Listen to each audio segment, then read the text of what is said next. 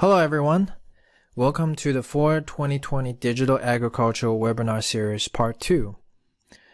My name is Wang, a PhD candidate from Open Ag Technologies and Systems Center at Purdue, and today my webinar is on the topic of choosing the path of least resistance for your data. Do you know how much data a farm typically generates each day? According to one study from OnFarm, it is estimated that a farm generates about 500,000 data points per day on average. It is also estimated that in the year 2035, which is 15 years from now, that number will likely to increase by 8 times to 4 million data points per day. As the traditional data types like soil moisture, temperature, geospatial coordinates were less likely to satisfy our computational need for the development of AI-aided decision-making and autonomous machines in the future. A much richer dataset that incorporates data like images, videos, and topological data will be needed. This means that before all the data downloading, cleaning, mining, and analysis steps can even happen, we first need to find a way to move these data up to the cloud or our headquarters from our sensors, drones, or machines. One of the most popular methods is to leverage hardware modules that implement radio frequency or RF protocols, where RF is just a fancy term for wireless technologies and protocols. However, for farmers, and for even engineers like me, sometimes have trouble finding the appropriate technology to connect sensors for experiments and deployments. In the rest of this webinar, I will go through some necessary background knowledge on RF and provide you with a simple step-by-step method for identifying the right protocols. Let's start by looking at some basic RF concepts. Imagine me and you are standing 100 meters apart and I said hello in my normal voice. And it is likely that you probably won't be able to hear me. Now I say I grabbed a megaphone and I said hello again. The megaphone amplifies my voice, which are sound waves. They travel in the air, going through different interferences, and finally reach your ears. Pretty simple. It turns out that a basic RF communication system is just as simple. Instead, the mouth and ears are replaced by circuits, megaphones are replaced by antennas, and sound waves are replaced by electromagnetic waves, which are emitted by electrically charged particles undergoing acceleration. Let me give you a little bit more detail on each component. For a transmitter, a term that you will see a lot is called the effective isotropic radiate power, EIRP. It is the power that combines the conductive power by the transmitter circuit and the antenna gain. It is the power that eventually leaves the antenna. On the receiver's end, a term that you will run into often is called the receiver sensitivity. The lower this value is, the more sensitive your receiver is, which means that it has a better chance to receive radio signals under either long distance or bad interferences. There are typically two types of antennas, omnidirectional and directional. Their main difference lies in how they emit and receive waves. One way to think about it is that an omnidirectional antenna is like a light bulb. It radiates lights in all directions, while the directional antennas are like flashlights. They only have light beams depending on where you point them at. So the energy is a lot more concentrated at the direction you point your flashlight at. The energy of the EM waves weakens as they travel through the environment.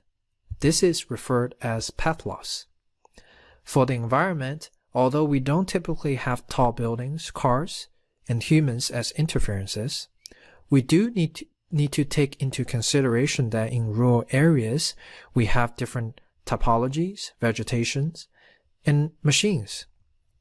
For this, we can use a concept called Fresnel zone to analyze interferences by obstacles near the path of a radio beam. As a rule of thumb, the maximum obstruction allowable is 40%, meaning that 60% of the path that you want your wave or signal to travel through should be free of obstacles. Now, if we put everything together, we can see how the energy level of wave changes over a distance. The transmitter has some initial transmitter power. It experiences some loss due to cables boosted up with the antenna. It experiences path loss again over some distance to reach the receiver's antenna. The receiver's antennas give the signal another boost, and finally the signal arrives at the receiver's radio with a certain level of receiver power. If you still recall the concept of sensitivity, the margin in between the sensitivity and the receiver power is called a link budget. The bigger your budget is, the more likely the receiver will receive the waves that you originally sent. You can think about this process as planning out how much gas you will need during a road trip. The boost comes from filling up at different gas stations. The loss comes from using up your fuel by driving on the highway. You don't want to use up all the gas when you reach your destination, so you will need to consider leave some extra gas or margin in your gas tank. Now we have talked about these preliminary concepts on transmitter or receiver power and range, and you might wonder, how are these two concepts relate to the data rates of different wireless protocols? We can visualize these three parameters using a triangle. One definitely wants a protocol that uses the least amount of power, a very high data rate, and a long range. But is this ideal protocol even achievable? Let's find out by visualizing some of the key RF parameters from various wireless protocols. Let's get to know our protocols a little bit better first. Here are some common wireless protocols. The first three, from top to bottom, Wi-Fi, Bluetooth, 4G, LTE, you use them every day in your cell phone and tablet. And then for ZigBee, you probably use them quite often too, you just don't know it. Because it is a protocol that is not necessarily you will connect to, or your cell phone or tablet you will connect to. It is more of a protocol for devices to connect to each other to communicate.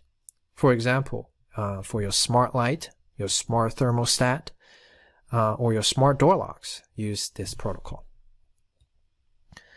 And GSM is a standard that was really popular maybe 2 decades ago, and it was commonly used in older cell phones and PDAs back then. And now there are just a whole lot more protocols stem from these basic protocols, which makes up a hodgepodge of keywords that are just really confusing. And you have a Wi-Fi standard, a list of LTE standard, NB-IoT, a new ECGSM standard, and also all these newer terms like LoRa, Sigfox, RPMA. One thing that you ought to remember, if you don't remember anything from seeing this slide, that one thing that you need to remember is that they are all called low power wide area network protocols, LPWAN protocols. Their goal is to target massive deployments of low energy sensors that will cover, say, a whole farm or a whole city. And for protocols like LoRa, Sigfox, and RPMA waitlist are just relatively new kids on the block, or newer technologies that people have invented that are different, using a different, say, modulation scheme than Wi-Fi, LTE, or ZigBee per se. So for the rest of this webinar, I will provide visualizations with a mindset to compare a few options at a time instead of going into details on a single one. For example, we can first look at sketches of data rate versus range of wireless protocols. In this figure, different protocols have different specifications, and one might be better or worse than the other based on what parameter you look at. For example, if we look at Bluetooth Low Energy BLE versus ZigBee, BLE has advantage over ZigBee over its maximum data rate. However, it has a much shorter range. Likewise, if we look at the same two protocols in a data rate versus power consumption plot, we can see that although the Bluetooth module has a higher data rate, it consumes almost 10 times more energy than a ZigBee module. It means that in order to have a faster rate, you will always need to sacrifice more power to achieve that. We can also look at other parameters that are not commonly investigated. In this plot, what I did is that I gathered data for 5 types of wireless module from a popular electronic distribution site.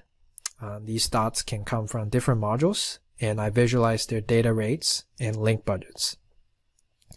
Remember that a bigger link budget means that your receiver has a better chance in receiving weaker signals in longer range.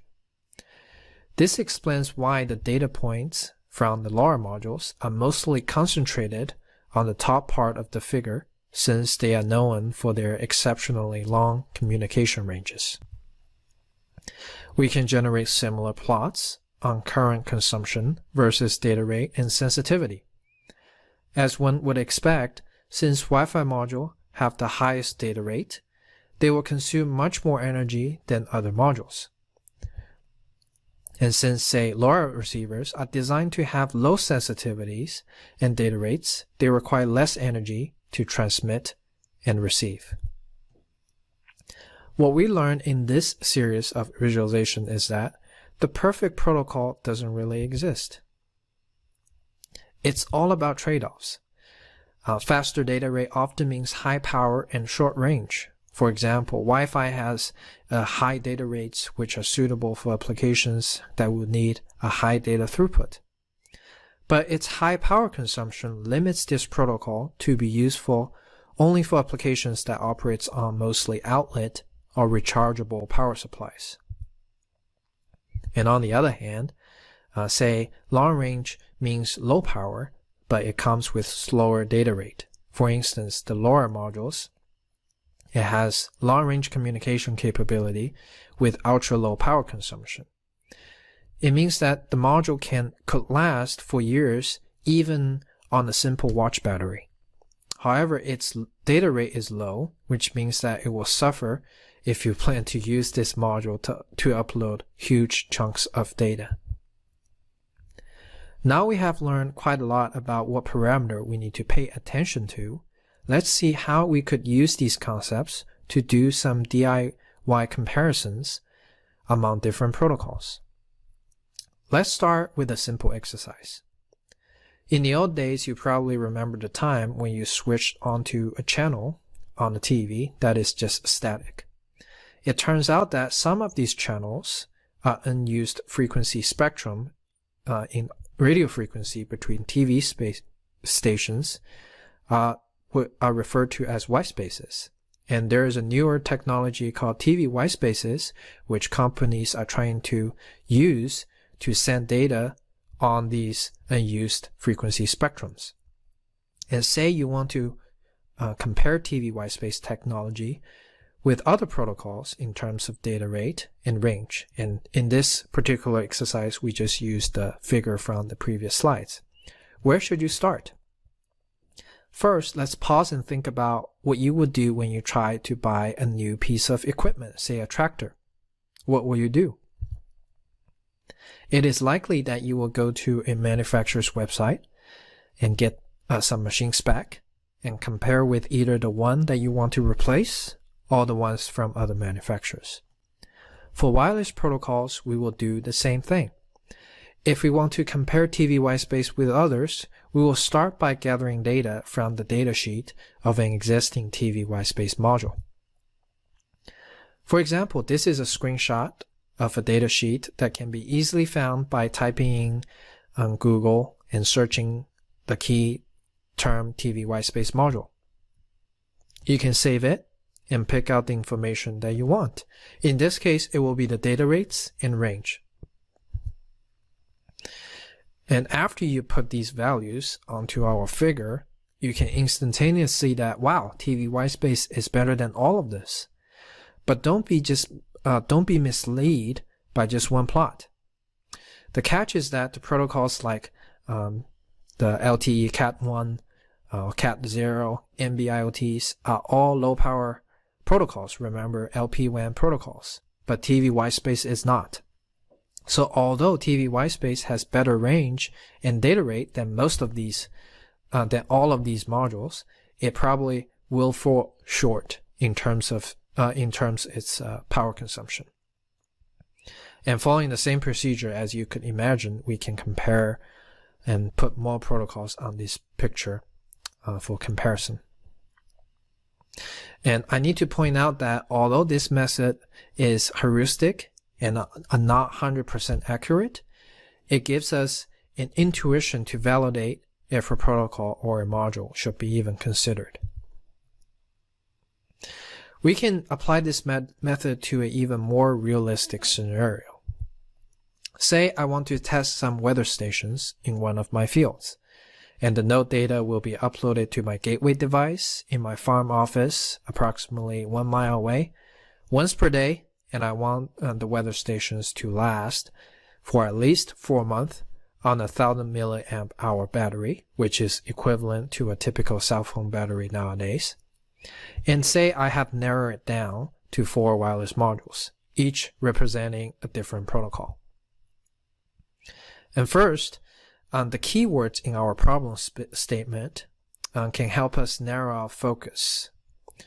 So the weather stations means that we won't need to transfer a huge amount of data. And 1 mile means that we need a pretty good range. And once per day, at least 4 months with a 1000 milliamp battery means that we need to leverage low power modules that will last us a long time. And using our previous measure, we should be aiming for a wireless module that will have a shape, like a triangle shape, somewhat similar like this. And for this exercise, since we have 4 modules, it is good to have to set up an empty table to keep track of data rate, range, and power for each module.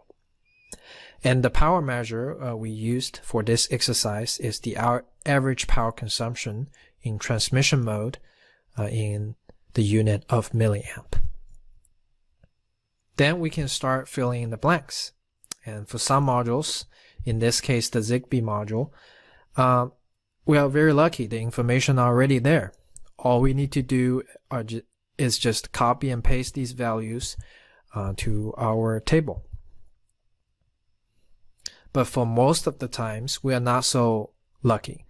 We will need to do some actual manual calculations to fill in the table entries. For instance, the BLE module does not have a value for average power consumption. So what we can do in this case is take all the current consumption values under the same operation mode listed in the datasheet and take the average and use that as our measure for the average power consumption, which is 5 milliamp. It is also worth mentioning that these are the worst case estimate because these datasheets values are typically estimated when the module is doing like all our transmission. So 5 milliamps is like a worst case estimate of the average power, of the power consumption in this case. So when the module is actually working, this value might be a little bit lower than that. And we can do the same for filling the data rate and range.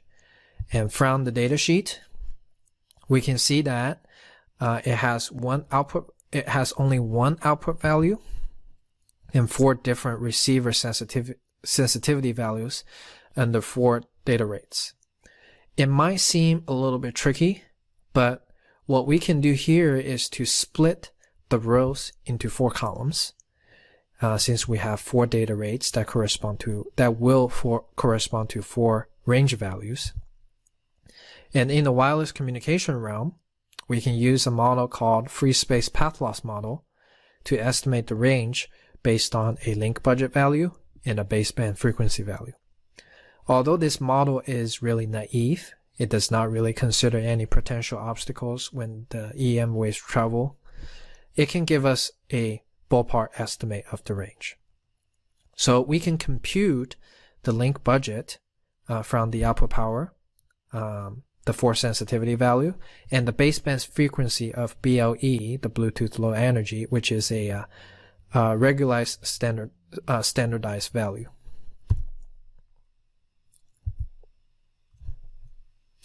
And by plugging in these values, we can compute ranges under 4 different data rates. And by iterating through this procedure, we can fill in the whole table.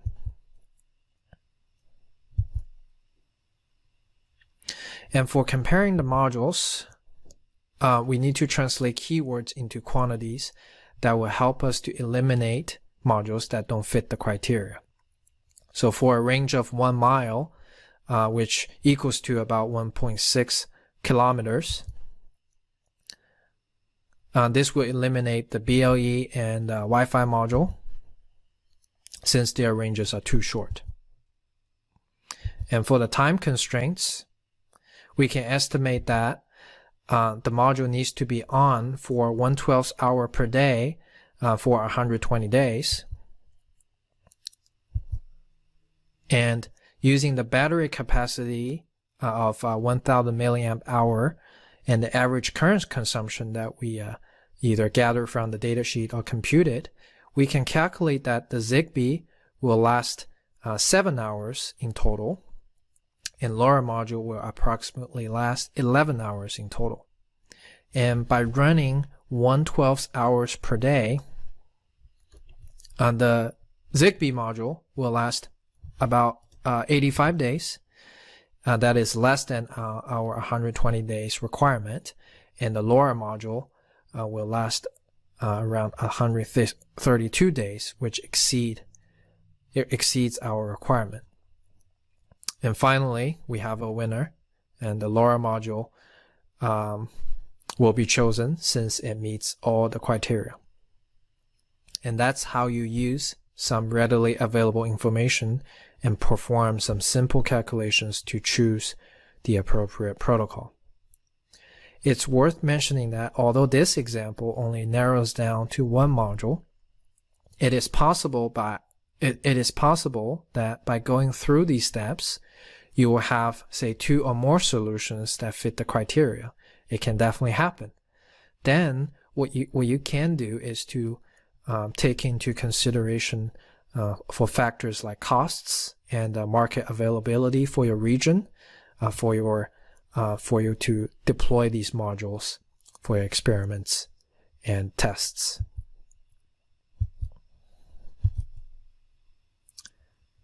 So in this presentation, I introduced basic concepts and the key parameters on radio frequency, communications, visualized RF parameters, and went through simple steps to gather information from datasheet to gain intuition on choosing the right protocol. My take-home message is that although technical buzzwords can be confusing, there is no need to panic. Remember the balance triangle. The perfect protocol or module does not exist yet. It is always a trade-off among data rate, power, and range.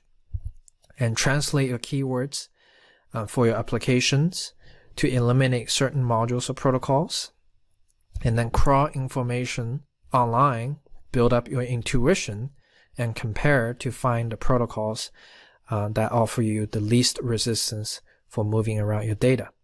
And remember, sometimes there is no single winner. It is possible that there will be multiple modules or protocols that will fit your criteria.